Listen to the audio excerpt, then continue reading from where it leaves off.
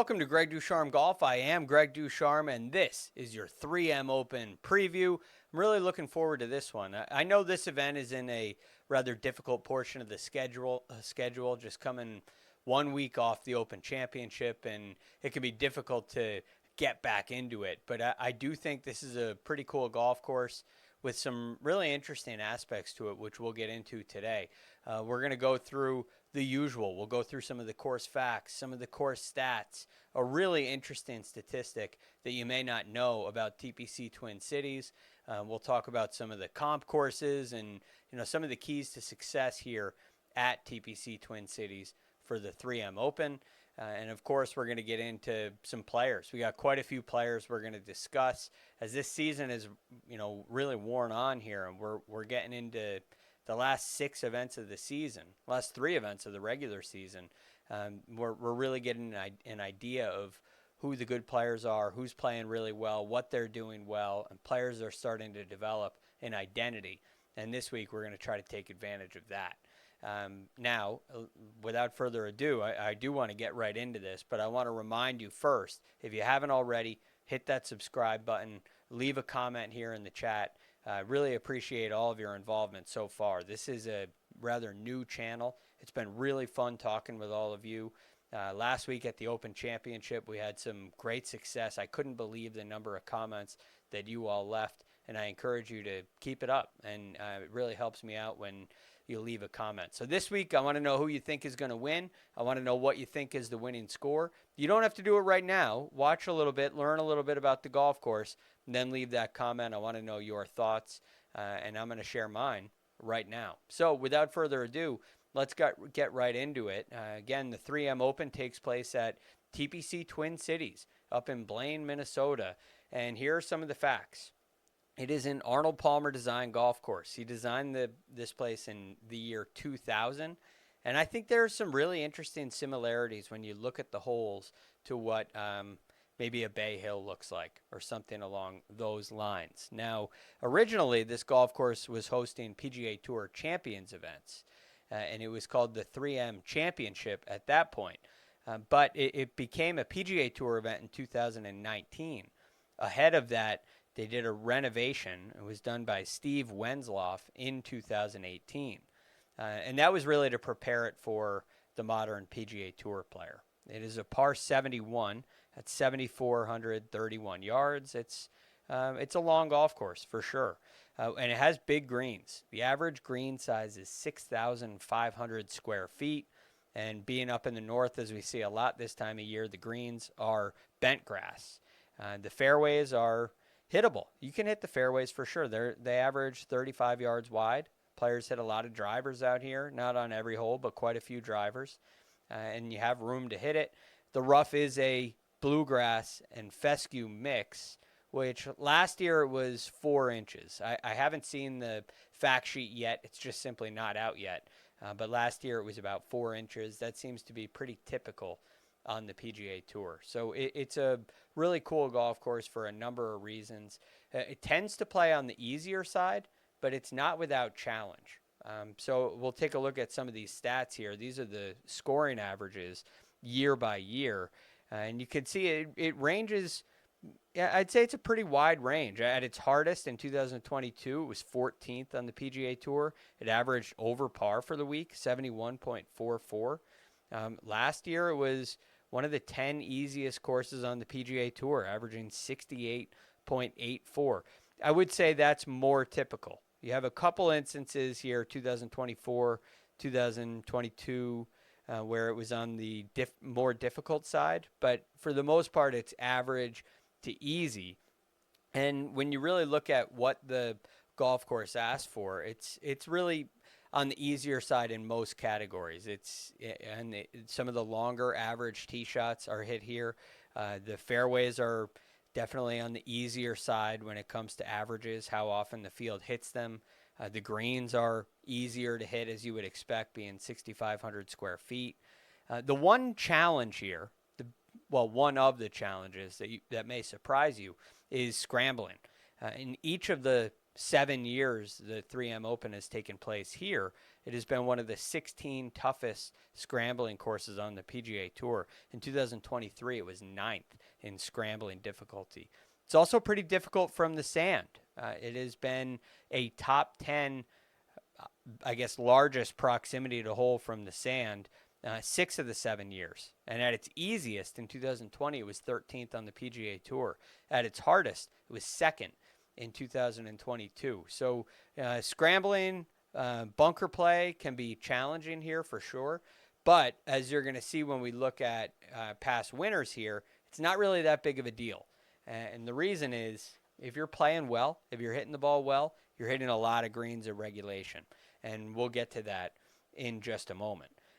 But I want to also take a look at where these approach shots come from, because you see big greens. It doesn't always mean that players are going to hit a lot of them, but here they really do. They hit a fair average to easier side on the PGA Tour for sure. So these approach shots are coming from a very wide range. It is really a complete examination of your, I would say, mid to short irons, and there's some long iron play. So inside 100 yards, that makes up 9.4% of the approach shots. From 100 to 125, 13.5%. From 125 to 150, 14.3. This is a significant range. It's well above PGA Tour average. Here, 150 to 175 makes up 15.9%. That's a big number, but it's right about PGA Tour average. 175 to 200, 22% of the approach shots come from this range. Again, that's well above PGA Tour average as well. 200 to 225, 10.5%. That's below PGA Tour average, as is 225 to 250, where just 4.1% of approach shots come from. And then 250 plus, you got 10.3%. That's largely going for par fives and two. So ultimately, when I see that and assess that number, I don't zone in on any one particular area. If you wanted to, I'd recommend 175 to 200. Although I think looking at general approach play is really the avenue you want to take here. It'll be much more effective than going into one specific proximity bucket. So I'll be looking at who the hot iron players are right now. Now, this is another key factor, and I believe the most interesting aspect of TPC Twin Cities. You know, like we just documented, it's one of the easier golf courses on the PGA Tour. Not every year, but the trend is definitely easy. It's definitely on the easier side. Yet there is one really big challenge, and that is water balls. So take a look at this. In 2025, 230 water balls. In 24, 280 water balls, most on the PGA Tour. 2023, 253. 283 in 2022. That was the most on tour. Also the most in 2021. 296 water balls. Again, first on tour. 295 in 2020 and 245 in 2019. Now, you can see the ranks. Every year it's inside the top 4 in most water balls. So I wanted to compare this to some of the more common courses on the PGA Tour that rank highly in this statistic, and that would be PGA National and TPC Sawgrass. Think about the Island Green at TPC Sawgrass and the 18th hole, the Bear Trap at the Cognizant Classic at PGA National. The water there just tends to suck golf balls up at a very high clip. But how does it compare to TPC Twin Cities? Well, let's take a look. It actually has the most water balls of any golf course on the PGA Tour per event since 2019. You see here, these are averages. So TPC Twin Cities averages 268.86 water balls. PGA National 267.4, just behind it. And Sawgrass 254.83. I went with averages because TPC Sawgrass didn't have an event in 2020. Well, they played about a half a wave, and then they had to shut down because of COVID. But if you look at the totals, TPC Twin Cities has some really high totals as well. 1,882 total water balls since 2019. It's 1,872 at PGA National. Now, when you take a look at where all these come from, is it all over the golf course? I mean, 15 of the 18 holes here do have water in play, but when you look at these numbers, there are a number of holes that make up the large majority, and it starts with number 18. Last year in 2025, 18 had 60 water balls, which was the fourth most of any hole on the PGA Tour. You saw 44 coming at number 2, 25 at number 9, and 14 had 25 water balls as well. So this makes up a really healthy portion of the total water balls, and they're the critical holes to watch for. Now, I find it pretty interesting that about 8, I mentioned 15 holes have water in play. About 8 of them have water in play on the approach shot. So that's one of the reasons why I really focus in on strokes gain approach. I'm looking for strong iron players here. Again, it is, while there's a lot of danger and a lot of water, it is still a birdie fest. And the players who can manage that tend to be really accurate iron players, which we'll get into more of that in just a moment when we look at the past winners, which we're going to do right now. Last year, Kitayama won at 23 under. Johnny Vegas won at 17 under in 2024. Lee Hodges, 24 under in 2023. I mean, these are really low scores, and I find it interesting on a place that has trouble the way TPC Twin Cities does. There are still really low winning scores. Tony Finau won at 17 under par. Cameron Champ won at 15 under. Michael Thompson, 19 under. And Matthew Wolff, remember that finish, was just incredible. He finished at 21 under par. Now, looking at how these players got the job done, most of them did it with approach play. In fact, 6 of these 7 winners were inside the top 8 in strokes gain approach for the week of their win. They all hit 54 or more greens of regulation, and a pretty healthy number of them ranked highly in proximity to the hole. 4 of the 7 were top 13 or better in proximity. Not a whole lot of correlation with the short game. Like I said, I mean, there are 4 players who finished top 10 in scrambling, but really, for instance, Tony Finau in 2022 led the field in scrambling. He only missed 12 greens for the week. So it's not really a metric that's used for success, while it can be important. 4 of the 7 winners were top 10 in strokes gained putting, although I don't think that's the only way you can get the job done. If the scores are really low, putting will be really important. But Cam Champ, Michael Thompson, they led in strokes gained putting and won. And as you can see here, they weren't necessarily very low scores. Michael Thompson won at 19 under, Cam Champ at 15 under par. So, look, I find it to be pretty interesting. I think there's a lot of ways you can there's a lot of different ways you can go about winning here. Looking at some of these other key trends as far as distance and accuracy are concerned, I think you could do it either way. 5 of the 7 winners were top 20 in driving distance for the week, and 3 of the last 4 were top 15 in driving accuracy. So driving is important, but I'm not sure you have to be long. I think there's a Michael Thompson route to winning. Of course, we always prefer distance over accuracy, but accuracy has led the way for some of the winners for sure.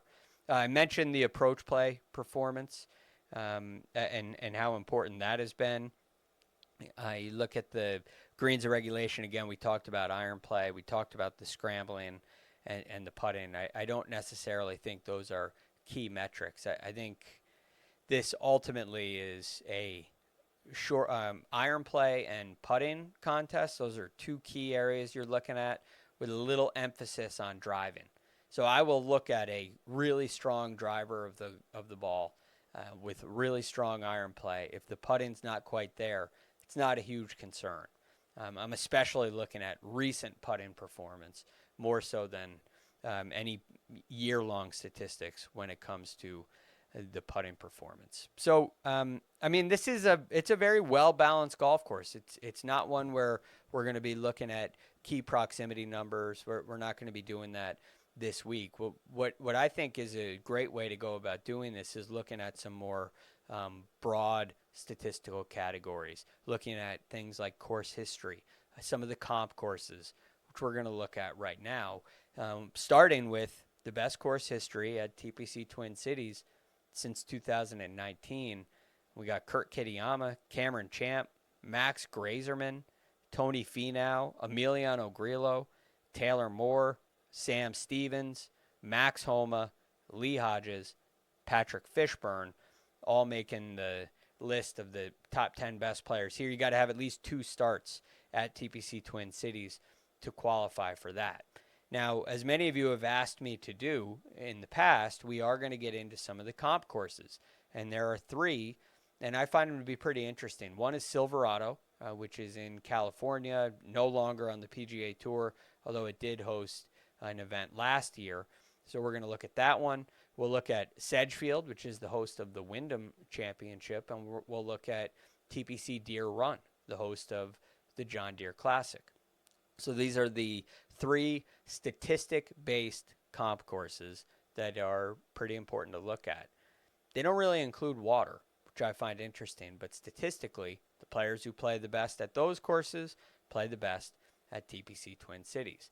So let's get started with the best course history at Silverado Resort. We'll see if there's any crossover here. Max Homa, Patrick Fishburne, Matt Kuchar, Rico Hoey, Corey Connors, Adam Hadwin, Ben Silverman, Davis Thompson, Emiliano Grillo, and Cameron Davis. Again, really important to point out, we're only looking at players in the field this week for the 3M Open. This is not overall best course history at Silverado. It's best course history at Silverado among the players in the field this week. Max Homa really stands out to me on this list. Corey Connors stands out to me on this list. And Emiliano Grillo also stands out to me on this list. Next, we'll take a look at Sedgefield Country Club, the host of the Wyndham Championship. Again, we're kind of marking names. What are we seeing? Are we seeing any names pop up often? Billy Horschel leads the way at Sedgefield. Mac Meisner is second. That one surprised me. Tom Kim is third, a name we've talked about a lot on this channel over the last couple of weeks. Max Grazerman is fourth. Patrick Fishburne, fifth. Then we have Sung Jae Im, Denny McCarthy, Davis Thompson again, Mark Hubbard, and Gary Woodland here at Sedgefield. Some interesting names there. Tom Kim and Mac Meisner. Patrick Fishburne's been popping up as well, but Tom Kim and Mac Meisner really have my attention right now. We'll take a look at one more golf course here, and that is TPC Deer Run. Here we have Max Homa. Incredible. So this is looking like a really good fit for Max Homa. We're going to dive a little deeper into what he has going on in a moment. Here's Lucas Glover. Not surprising. He plays great at TPC Deer Run. How's he been playing lately? I'm going to take a look at Lucas Glover later on too. Davis Thompson, name keeps popping up. Emiliano Grillo, his name keeps popping up as well. A lot of crossover already. Kevin Yu in the 5th spot. Jackson Suber, who's been playing great golf. He's there at number 6. Again, you only need 2 starts. So great week a couple weeks ago at the John Deere for Jackson Suber. Likely put him on this list. Denny McCarthy, number 7. Mac Meisner, number 8, popping up again. Luke Clanton at number 9. And Christian Bezuidenhout at number 10. Now, considering you look at the course history and the comp courses, and I think it's really important to get a flavor for who plays well on venues like this.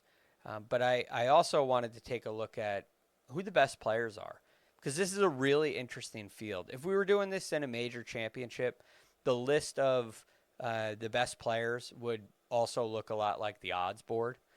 But that's not necessarily the case in an event like this. So I decided to take a look at the best players in this field over their last 36 rounds in strokes gained total. Like I said, I think there's a lot of ways to get it done. So who are the best players in this field, and does it look like the odds board? I think you're going to find that it really doesn't. There's quite a few long shots on this list, which is why I found it interesting. Leading the way, no surprise, is Scottie Scheffler. He is playing this week. I have talked about him at length. I do believe he's going to win. If you are betting and you don't want to bet Scotty Scheffler, I think looking at the winner without market is a really good idea in a week like this. Because Scotty is far and away better than everybody else in this field, and he should win this tournament. And he's playing great. Left a lot out there at the Open, but he's playing great. That's all I have to say on Scotty Scheffler for this week. Number 2, Ben Coles.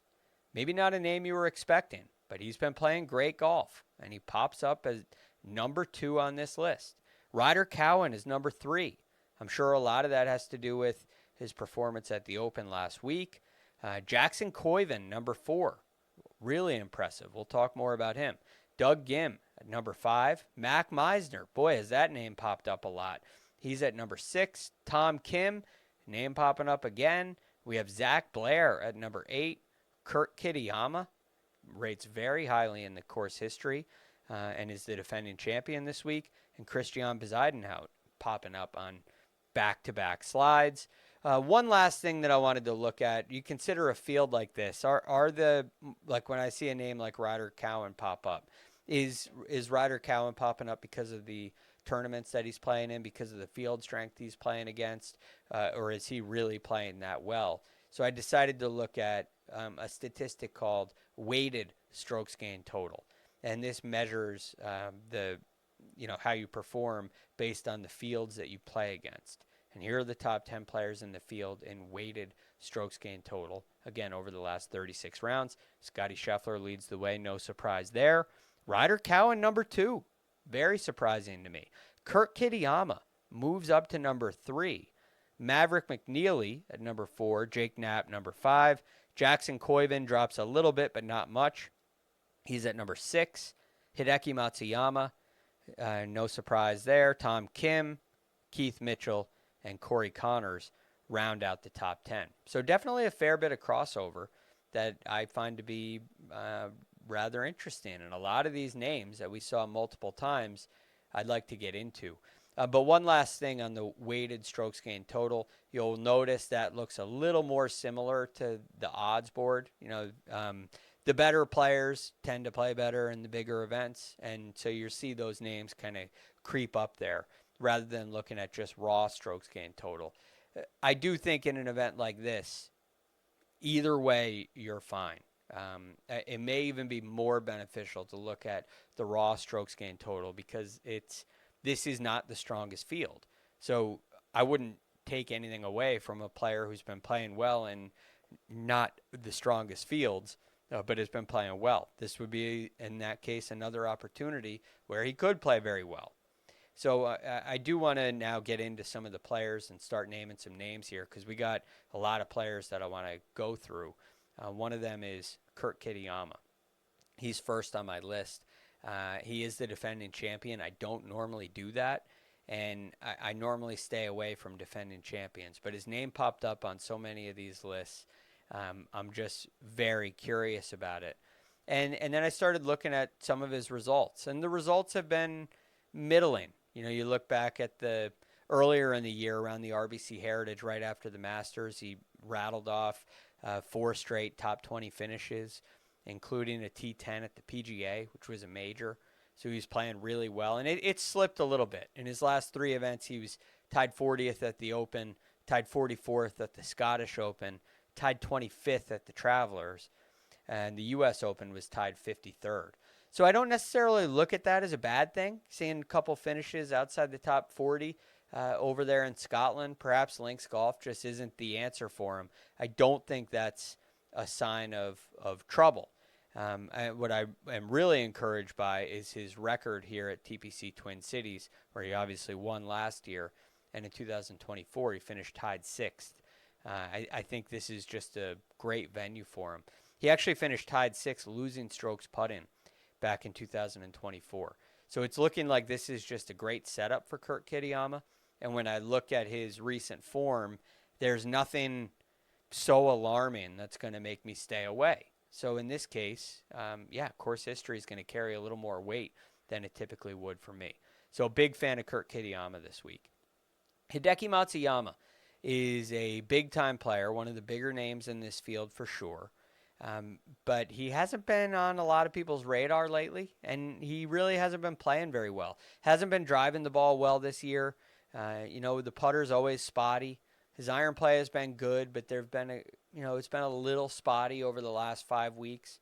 But looking at his last two events, I've been very impressed. Tied 14th at the Travelers, tied 14th at the Open Championship last week. You probably didn't see him hit many shots, but he did turn in a good week where he gained strokes in all four categories.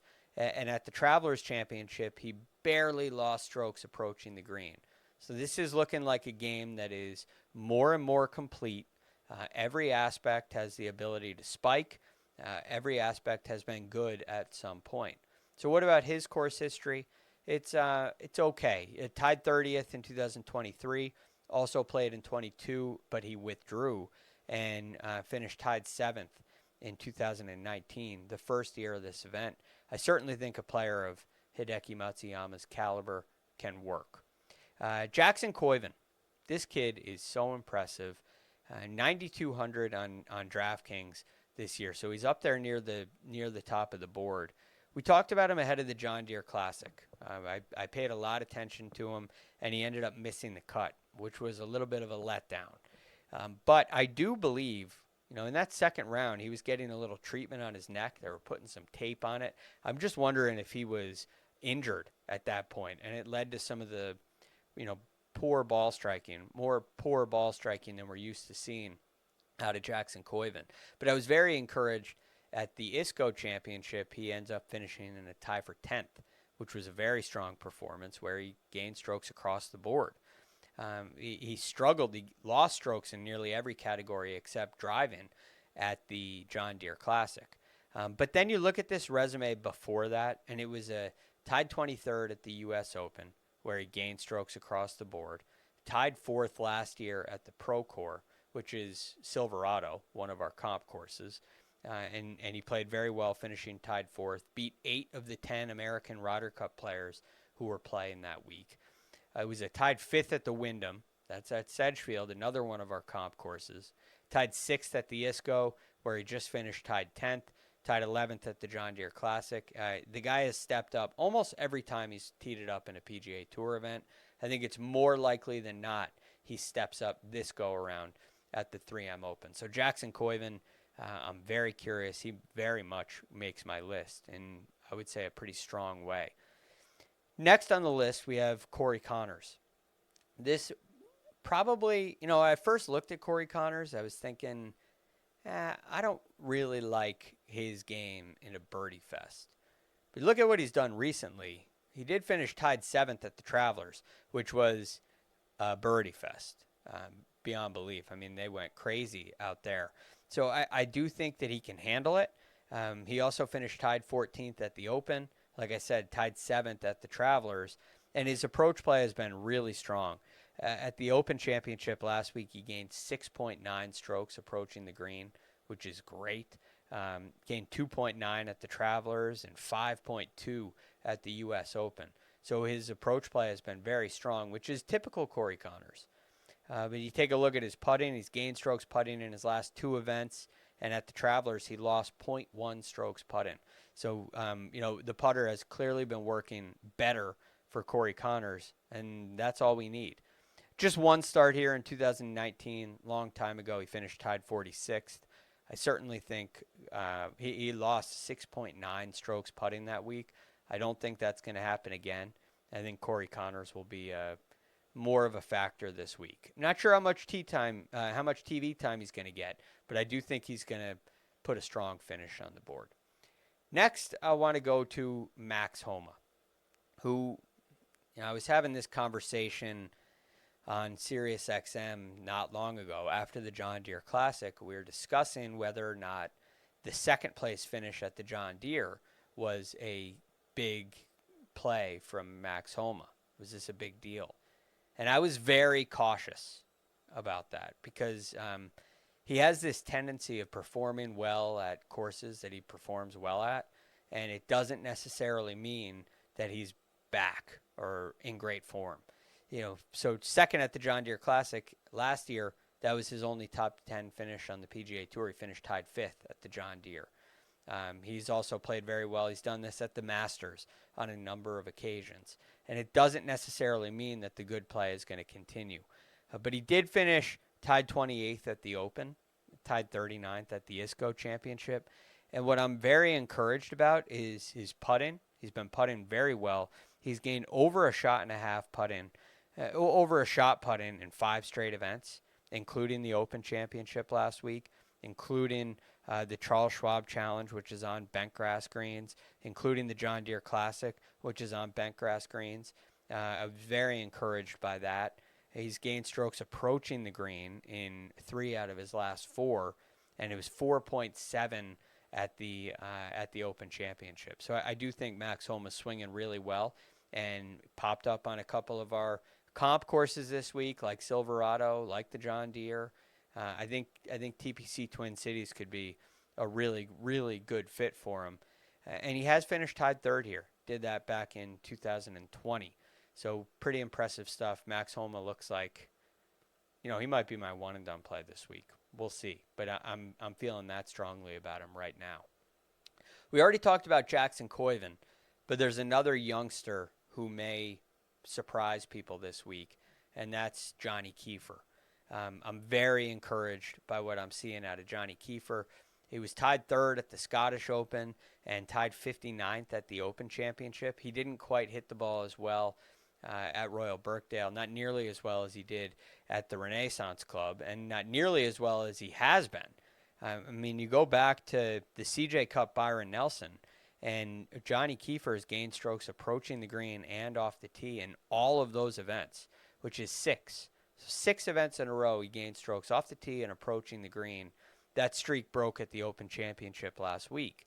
He's also gained strokes around the green in his last 2 and putting in his last 2. The reason you haven't seen Johnny Keefer's name on leaderboards is simply because of the putting. At the Renaissance Club, he did, and all of a sudden he finished tied 3rd. At the Open Championship, he just had a hard time off the tee, and that's a very penal golf course. I think this week, this setup at the 3M Open should be perfect for Johnny Keefer, so keep your eyes on him. Next, we'll go to Mac Meisner. I was mildly interested looking at his profile, but when he started popping up on all of these lists, I said, maybe there's something here. He did finish tied 6th at the John Deere Classic, tied 30th at the Scottish Open, and didn't play last week. He's gained strokes approaching the green in each of his last 2 events. He has been a solid ball striker through his career and tends to get a little streaky. Last time he gained 2 strokes approaching the green in a row was Myrtle Beach and then the Byron Nelson. And in the 3rd week at the Charles Schwab, he finished tied 3rd, and he gained 3.7 strokes approaching the green. And he's also been a very good putter. He's gained strokes putting in 3 straight. I think there's a pretty high likelihood that Mac Meisner puts together a great week. He also played here last year and finished tied 14th, tied 59th in 2024. I'm liking the development of Mac Meisner. I think this is a really good spot for him. A couple more names to move through here. We'll go to Emiliano Grillo, who, if you're playing fantasy golf, Emiliano Grillo is 7,300 on DraftKings, and it feels way too low to me. You look at these recent finishes, you got tied 20th in Canada, tied 23rd at the U.S. Open, tied 26th at the John Deere Classic, which was disappointing. He gained strokes putting in all of those events, and he didn't hit the ball very well, but didn't hit the ball poorly at all by any means. And he is a very accurate driver of the ball, very accurate iron player. I like his game. And then you look at his resume. He, in 2020, tied 3rd here, missed the cut in 21. 22, he finished tied 2nd, tied 10th in 23, and the last 2 years he finished top 25 as well. So he's done nothing but play well here. Emiliano Grillo definitely fits the course mold, and I'm seeing signs in his game that say he's probably underpriced, if you ask me. So that's Emiliano Grillo. Ben Coles, second in this field in strokes gained total over the last 36 rounds, and it's been very impressive. The John Deere Classic was disappointing when he finished tied third, but he did win on the Corn Ferry Tour a couple events ago. He did it back in June. This was right before qualifying for the U.S. Open. Listen to the results since. So he won. That was the BMW Charity Pro-Am. He wins. Tied 29th at the RBC Canadian Open. He wasn't even sure if he was going to get in. And so after he qualified for the U.S. Open, he flew up to Canada and did get in and played pretty well. Finished tied 29th. Tied 23rd at Shinnecock Hills. Tied 19th the next week in a Corn Ferry Tour event. And then back to the PGA Tour for the John Deere Classic, an event he probably should have won. Had needed to make a par on the 18th hole, hit it in the water, and the rest is history. He ends up finishing tied third, and then he finished tied 15th at the ISCO Championship. The guy has done nothing but play well, and he's one of the best ball strikers on the PGA Tour. He has, this year in 2026, not all of his events are measured because he plays some on the Corn Ferry Tour. He's only lost strokes approaching the green in one event and only 2 off the tee. So he is an elite ball striker. The problem has been his putting. It's very spotty, but he's gained over 2.5 strokes putting in his last 3 events. One of those is a Corn Ferry Tour event. But 3.3 at the John Deere Classic, 5.8 strokes putting at the ISCO. Ben Coles is figuring something out. And he's probably another option for one and done. If you're a little thin on your roster and you want to take a chance, get a little different, move up the board, Ben Coles could be a legitimate option, which is surprising considering he's 7,300 on DraftKings. So I think there's a lot of value there with Ben Coles. 2 more players to take a look at. One of them is Lucas Glover. Lucas Glover really popped up in the John Deere Classic course history piece. Here he's missed his last 3 cuts here, 2023, 2022, 2020. He missed the cut, but he did finish tied 7th in 2019, and that caught my attention. It caught my attention because in his last 2 starts, he's finished tied 3rd and tied 5th.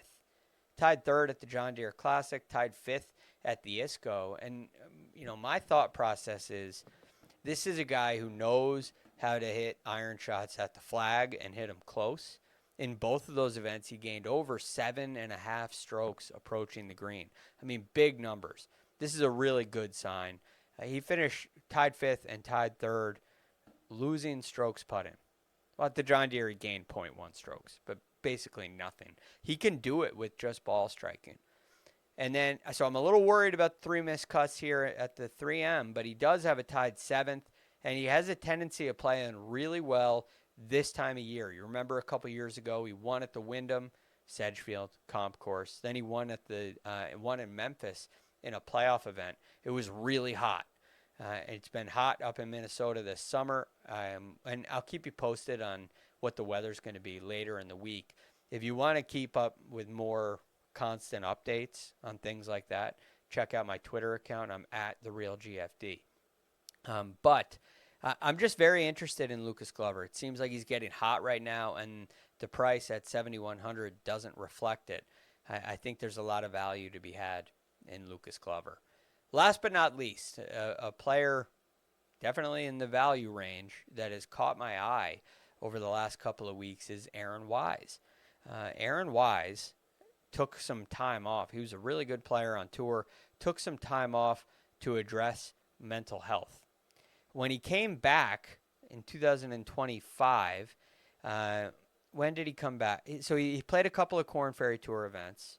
He played in Myrtle Beach on the PGA Tour in May and missed the cut.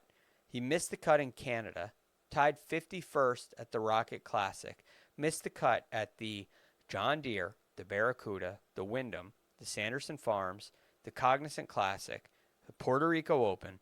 Now we're in 2026. The Texas Children's Houston Open, Myrtle Beach Classic, CJ Cup Byron Nelson. All missed cuts, all in a row. He actually WD'd from the Wyndham last year, but you're catching my drift. But in his last 3 starts, tied 39th at the John Deere Classic, tied 3rd at the ISCO, and tied 15th last week at the Corrales Punta Cana. He gained strokes approaching the green in all of them. Off the tee in his last 2. He's gained strokes putting in his last 4 events. There's something brewing here with Aaron Wise, and it may be wise to take a chance on him this week at the 3M Open. It's definitely a long shot, but there's reason behind it because his game is trending in the right direction, and I'm very happy to see it. That's all the players we're going to discuss here for the 3M Open this week. Again, I'm really looking forward to it. I love covering this event. It's not the biggest event. It's not a major, but this is a really important time of year for these players on the PGA Tour. Just 3 events left before the playoffs, and they all have to get inside the top 70 in the FedEx Cup standings in order to make their playoffs and keep the season alive. If you're outside the top 70, you got 3 weeks off for the playoffs, and then you can try to earn your card on the during the fall series, which starts right after the Tour Championship. So this is a fun time of year. There's a lot to play for, different than major championship season, but it's still very compelling golf, and I hope you watch it. And I want to thank you for watching here today on Greg Ducharme Golf. It really means a great deal to me. And if you get a chance, which you have a chance, because all you got to do is click a button, hit that subscribe button. It goes a long way for me.